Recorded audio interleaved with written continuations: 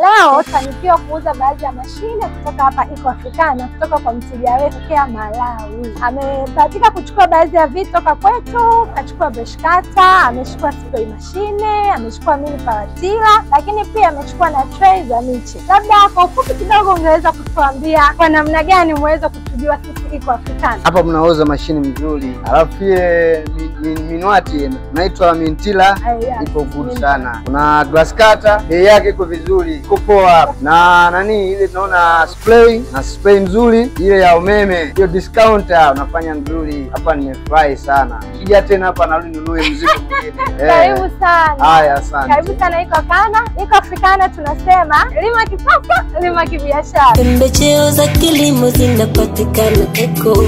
Kwa bora mzuri tunawapigia Eco. Wafugaji wakulima si tunachagua Eco.